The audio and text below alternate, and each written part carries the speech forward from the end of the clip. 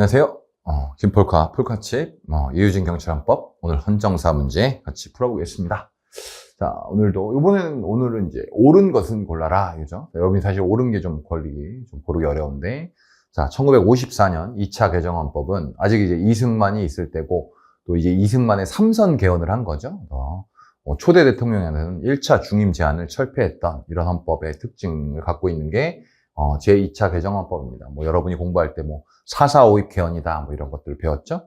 이 당시 이제 국무총리제를 폐지했습니다. 그러면서, 이제 소위 말하는 이제 대통령이 이제 권위시에 부통령의 권한을 승계하도록 했죠. 그래서 이기붕이가 자신의 야욕을 드러내기 시작합니다. 그래서 국무총리 폐지했다. 그래서 요때가 이제 국무총리가 없었던 시기죠.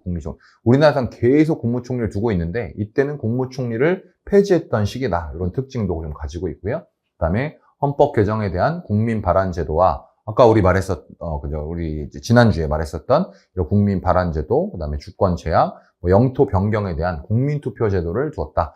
주의할 점은 국민 투표 제도가 이때 처음 들어왔습니다만, 이건 헌법 개정 절차로서의 국민 투표가 아닙니다. 헌법 개정 절차의 국민 투표는 아닙니다. 국민 투표는 아니다. 헌법 개정 절차에서의 국민 투표가 처음 들어온 건 언제였죠? 1962년 헌법이었습니다. 62년 헌법이었다. 그런 거 다시 한번 기억해두고 있어야겠죠.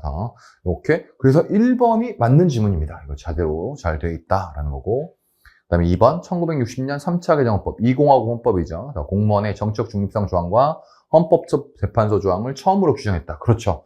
그래서 이 공무원의 이 정치적 중립성 조항, 소위 말하는 이게 뭡니까? 직업 공무원 제도죠. 직업 공무원 제도가 처음으로 규정되었다. 공무원 제도가 처음으로 규정이 되었고, 헌법재판소가 일단 들어왔는데 설치는 안 됐었다고 했었죠, 예전에. 그래서 우리 1962년 그리고 5차 개정헌법은 이제 박정희가 정권을 잡았죠. 개정헌법은 인간의 정과 가치에 대한 규정과 기본권의 본질적 내용 침해 금지에 관한 규정을 처음으로 두었다. 여기 부분에서 인간의 정과 가치에 대한 규정을 둔 건 맞는데, 이 기본권의 본질적 내용 침해 금지, 이 부분은 1960년 3차 개헌 때 처음 규정되게 됩니다. 이 부분이 틀렸죠. 이 부분이 틀렸다.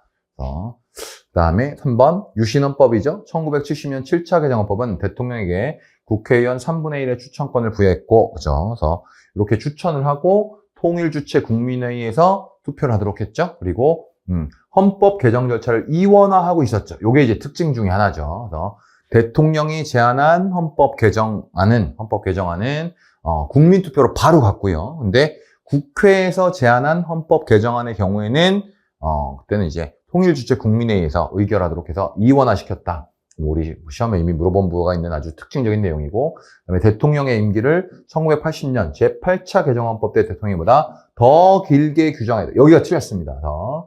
자, 72년 헌법의 대통령의 임기는 6년입니다. 6년이고 80년 헌법의 대통령의 임기는 7년이죠. 그런데 차이점은 여긴 단임제. 럭키 세븐 아닙니까? 했던 거죠. 그래서 이게 단임제 한 번 한다면 6년인데 연임 제한이 없어요. 연임 제한이 없고 둘 다 간선이죠. 이때는 통일주체 국민회의에서 대통령을 뽑도록 했고, 80년 헌법에서는 대통령 선거인단에 의한 선출, 간선을 규정하고 있는 건 공통점인데, 통일주체 국민회의냐 선거인단이냐 그런 차이가 있었겠죠. 그래서 더 길게 규정한 건 아닙니다. 임기 자체는 유신헌법이 짧습니다. 오히려 짧다. 그 다음에 4번 1981년 제9차 개정헌법, 현행헌법은 재국민 보호를 의무화했다. 재국민 보호를 의무화했다. 그래서 재국민 보호 규정 자체는 8차 개정헌법 때 들어왔지만, 이걸 그 당시에는 80년 헌법 때는 그냥 국가는 재국민을 보호한다. 재국민은 국가의 보호를 받는다. 이렇게 소극적으로 규정했다면, 이때 현행헌법에서는 보호할 의무, 국가의 의무를 규정합니다. 그리고 국군의 정치적 중립성 준수 규정을 두었습니다. 이게 처음으로 들어왔죠?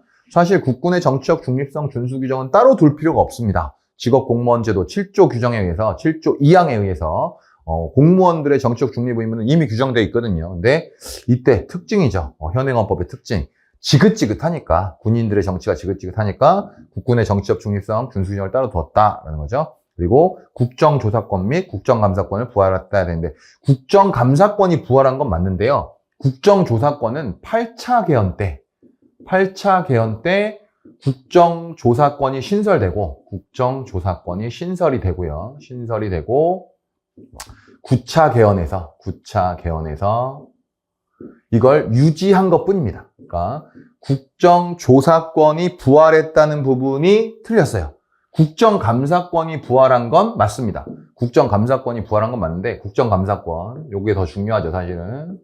이 부분만 보고 맞다고 하면 안 돼요. 국정감사권은 재헌헌법 때, 재헌헌법에서, 이게 규정이 되었습니다. 규정을 했다. 처음으로 규정했다가, 요게 언제? 7차 개헌, 유신헌법이죠? 유신헌법 때 삭제가 됩니다. 유신헌법에서 삭제했다가, 현행헌법, 9차 개헌이죠. 9차 개헌, 현행헌법, 87년 헌법에서 부활하게 됩니다.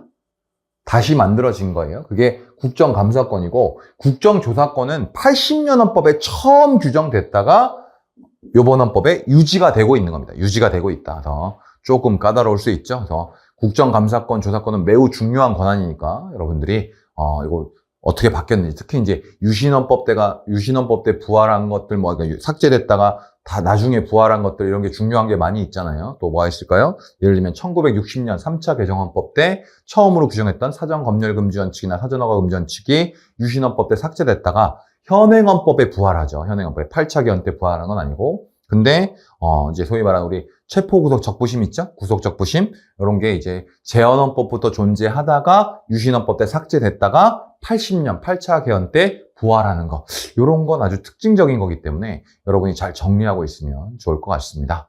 또 다음에 다른 문제로 만나보겠습니다.